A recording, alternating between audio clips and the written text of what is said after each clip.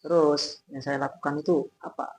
Ketika saya lapar, sampai saya makan nasi di tong sampah, Sampai pernah makan sampai nasi makan nasi di tong di tong sampah. sampah. Betul. Sampai seperti itu Mas ya. Dan bobrok juga teman-teman. Bobrok juga sehingga hal-hal yang semacam itu saya ketawakan. Iya. Dan saya cerita kepada teman-teman bahwasanya apa namanya perihal asmar seperti itu. Saya sambil ketawa, jangan ditiru, ini Jangan adegan ditiru. bahaya.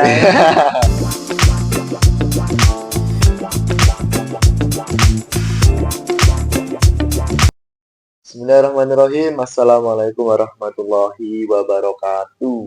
Kembali lagi bersama saya di channel podcast Arif Official 75. Tentu saja kali ini saya tidak sendirian. Saya bersama salah satu sahabat saya, yang mana sahabat ini adalah yang sedikit mempengaruhi saya juga di dunia luar, ya kan, di dunia yang saat ini saya tekuni menjadi seorang mahasiswa. Saya kenal Mas Widadil ini semenjak semester 5, lebih intensnya itu di semester 5 ya.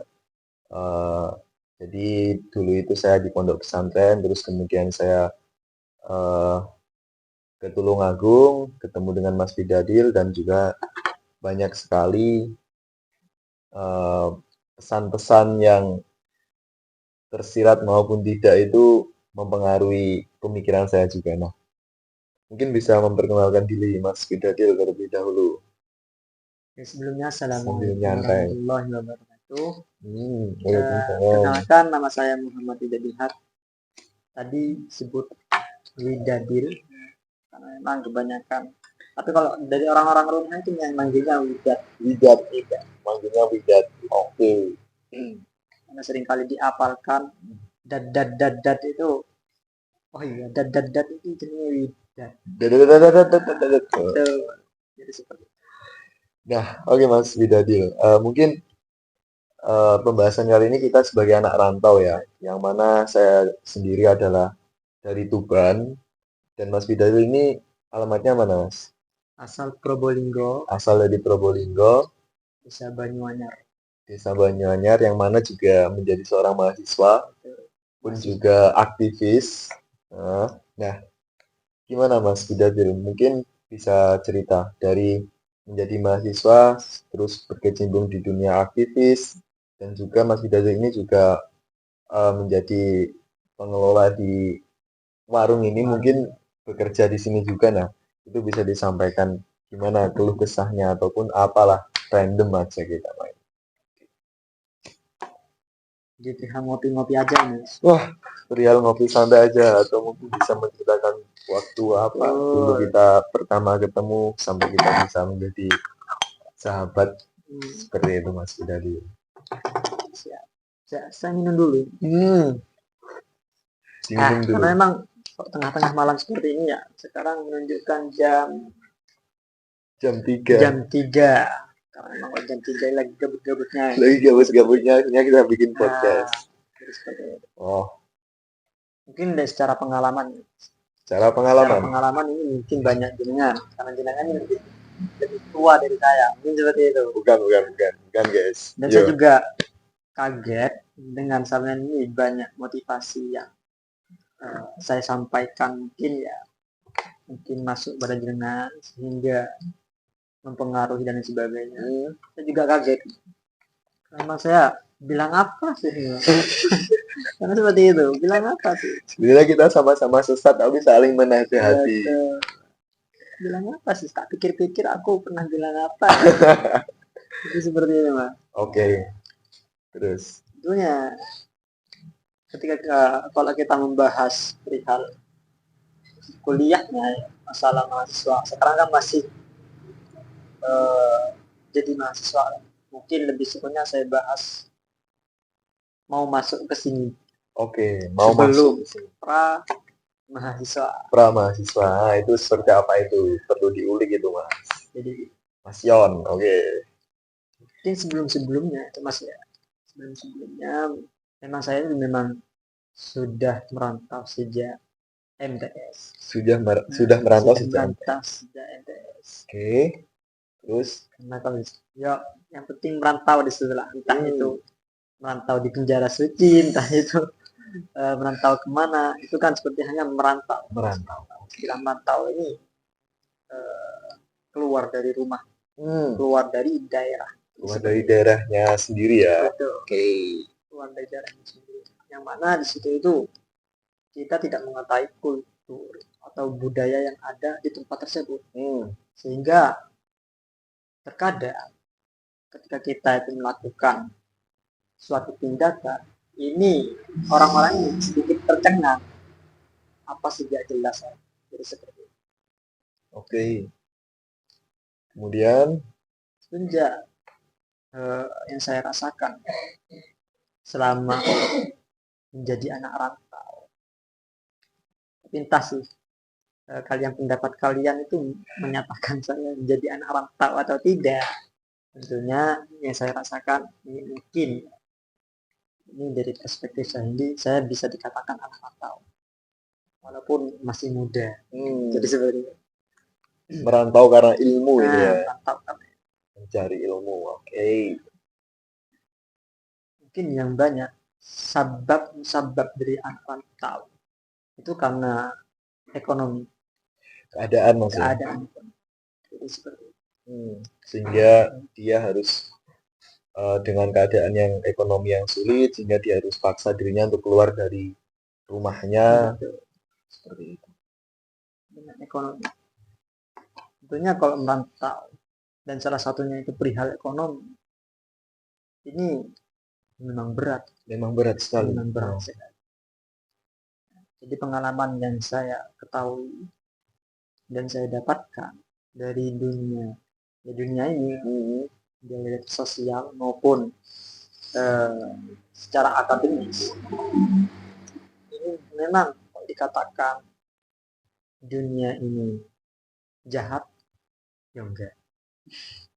Kukira jahat beneran. Enggak jahat berarti maksudnya. Oke, enggak jahat. Dikatakan rusak, ya enggak juga. Dunia ini juga enggak rusak. Kalau kita melihat secara positif, dunia ini baik dan membawa kebahagiaan. Aku itu setuju. Oke. Itu setuju. Jadi apa yang saya capai, dan alhamdulillah sekarang saya mendapatkan pekerjaan. Sebelum-sebelumnya saya sebelum masuk kuliah, sebelum masuk kampus UIN 1, saya ini juga penjaga warung. Sebelum masuk kampus sudah menjaga warung maksudnya. Warung itu disebut kantin.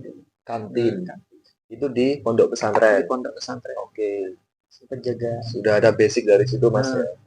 Karena memang kalau kalian menanyakan apa yang didapatkan dari pesantren, karena saya kemarin itu seperti anak santri yang nakal ya. Cuman saya itu di situ mengabdi. Karena landasan keilmuan itu belum masih memikirkan ke situ.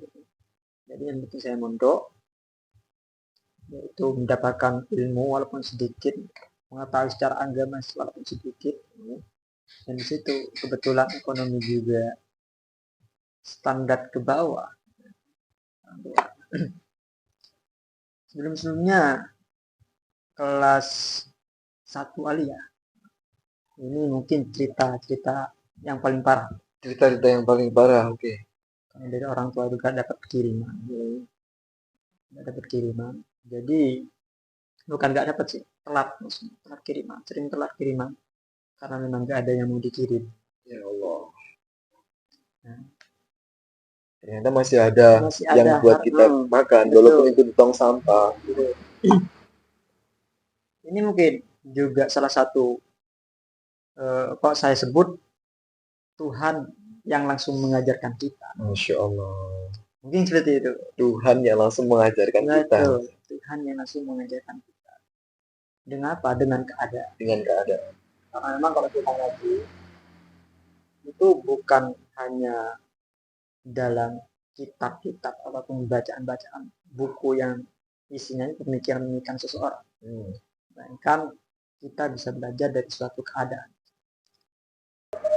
Nah, itulah ternyata kalau kita berangkat dari keresahan yang sama, dari permasalahan yang sama, kemudian dikaitkan dengan cara pandang ataupun kita mendapatkan filsafat itu, kemudian memecahkan segala permasalahan, itu sangat menarik untuk diceritakan, untuk dibahas, itu sangat menarik.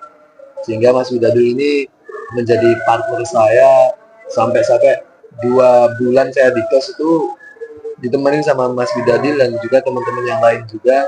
Di situ kita membahas tentang organisasi, kemudian tentang filsafat. Intinya kita ingin berkembang, tidak ingin stuck hanya karena patah hati. Hanya karena patah hati kita langsung murung dan lain sebagainya. Kita tidak. Justru dari patah hati itu kita menemukan makna-makna tersendiri nih, makna-makna hidup, makna-makna rasanya ditinggalkan seperti apa. Kemudian kita sampai pada satu titik di mana kita ingin keluar dari zona patah hati dan kita ingin berekspresi yang mana itu membuat kita lebih berkembang. Kan seperti itu Mas Widadil ya. Ya betul. Yang mana pada waktu itu kita mencari suatu kebahagiaan. Ya ternyata kebahagiaan itu bukan dicari, tapi kita didatangkan. Kita yang menghadirkan kebahagiaan itu sendiri. Betul. Kalau katanya Nietzsche itu kan seseorang harus tetap ada suatu kekacauan dalam dirinya sehingga menciptakan bintang yang menarik. Oke. Jadi kata Nietzsche seperti itu. Itu gimana?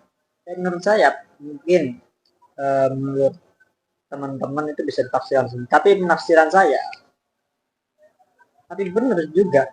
Ketika seorang mendapatkan suatu permasalahan dalam dirinya, mereka nggak bisa berhenti di situ saja. Nggak bisa berhenti saja. Ada tujuan, ada suatu rute yang mana aku piye caranya mendapatkan hal ini loh. Aku piye caranya aku berhasil. Di sini sehingga di situ itu munculkan, oh tak coba cara ini. Coba cara-cara sehingga membentukkan suatu metode. Metode bahagia itu bukan dicari, tapi didatangkan. Setelah itu yang saya pakai sering berkumpul sama anak-anak, sering diskusi sehingga memang lupa. Dan juga ngopi-ngopi bareng seperti ini, ketawa ketiwi, entah itu membahas perihal dunia percintaan lah. Saya mau saya cerita kisah-kisah saya yang kelam, lucu malah, bukan sedih, enggak. Tapi malah diketawain sama anak-anak. Aku kok bodoh sekali menjadi budak daripada perempuan. Ya, saya menjadi budak dan bahkan kalau kata Nietzsche ini seperti ini Mas, kita sebenarnya itu cukup hanya sekedar mencintai saja, tanpa kita menuntut untuk mereka itu mencintai kita, karena itu sudah ranah arogansi. Kalau kita menuntut mereka mencintai ataupun menuntut pasangan kita mencintai kembali, itu sudah ranah yang arogan. Kalau kata Nietzsche seperti itu. Makanya saya kan pernah mengatakan, terus gak usah terlalu dipikirkan. Udah tuh. Ketika itu kamu akan merasakan, sehingga anak itu juga memandang saya dengan cara apa?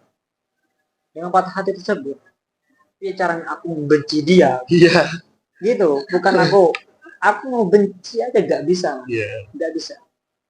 Dia caranya aku ambrek, gak senang dengan dia, membenci dia. Tapi ada yang mengatakan jangan terlalu membenci, nanti akan mengingat kembali. Benar-benar. Jadi yang dikatakan diksi membenci tadi tak ubah. Bagaimana cara saya itu sudah gak berkeinginan dengan dia. Nah, mendengarkan cerita-cerita anak-anak, cerita si A, cerita si B, cerita si D. Seperti ini ya. Saya lihat, dan juga saya lihat anak-anak yang sedang patah hati pada waktu itu. Nesu-nesu kan. Ini goblok ini. Ini goblok. Sampai melampiaskan ke hal-hal yang betul. Intinya itu bahagianya sifat sementara lah. Betul. Entah dia minum minuman keras ataupun dia dia melampiaskan dengan menyiksa dirinya. Padahal nggak perlu itu. Nggak perlu, sebenarnya nggak perlu. Aku juga ngalamin soalnya Mas Saya Widadil. banyak diskusi sehingga saya itu eh, banyak teman juga. Ada suatu bentuk bintang yang menari. Benar. Bintang yang menari. Jadi suatu kesan tersebut, oh iya ya kayak gini. Dan juga ada kata lain seperti ekonomi dan sebagainya. Saya juga di sini pertama juga kiriman kurang-kurang. Kiriman kurang-kurang. Masalah kiriman kurang-kurang. Akhirnya saya memutuskan kemarin itu untuk mencari kerja. Cari kerja sampingan. Cari kerja sampingan. Niatnya seperti itu. Untuk bisa membantu-bantu. Tanpa saya sadari, ketika saya mencari kerja, saya memang nggak menemukan pekerjaan waktu itu. Nggak nemu. Entah kenapa, pada suatu waktu, perasaan ini, aku pengen kerja. Pas banget, setelah aku merasakan hal itu, teman saya yang dari Probolinggo tuh nelpon. Pas liburan, kamu mau kerja? Nah, ini pas banget Pas nih, banget. pas banget. Kamu mau kerja? Iya, aku mau. Aku mau kerja. Sehingga aku masuk ke warung. Kerja di warung. Ya kayak gini rasanya kerja, capek. Tapi setelah itu butuh proses yang besar gitu. Penyesuaian. Penyesuaian besar. Oh, iya. Karena memang saya manajemen waktu saya ini kurang. Kalau dikatakan seperti itu kurang banget. Antara akademis, antara organisasi, dan pekerjaan. Kebetulan di organisasi itu, walaupun saya menganggap saya bukan orang penting, namanya, tapi kebanyakan dari mereka menganggap bahwasanya saya ini orang penting. Padahal enggak. Nahkoda. Padahal enggak sebenarnya. Mungkin satu kata dua kata yang masuk pada dari pengalaman.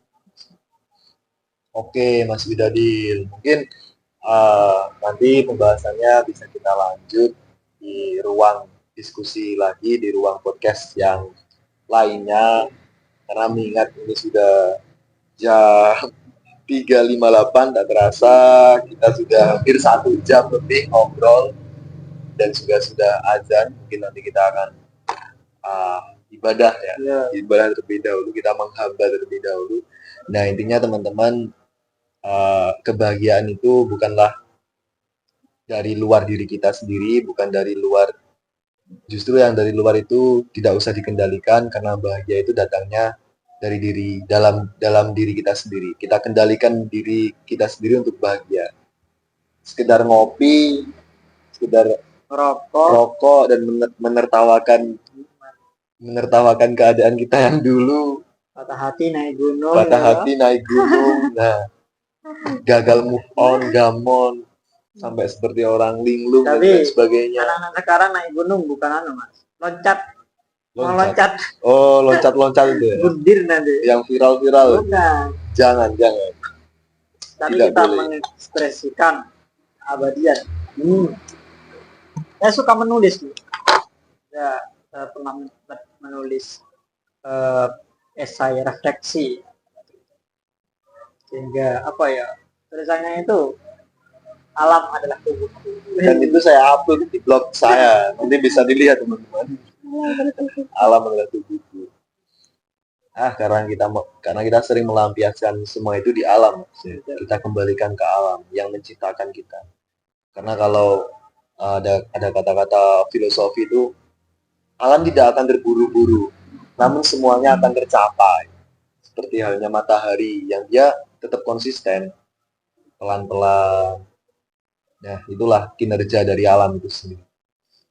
Cukup sekian podcast pada seri podcast curhatan ataupun podcast apalah yang teman-teman dengarkan pada podcast ini. Mohon maaf bila ada salah kata. Enjoy dan nikmati podcast kita selanjutnya.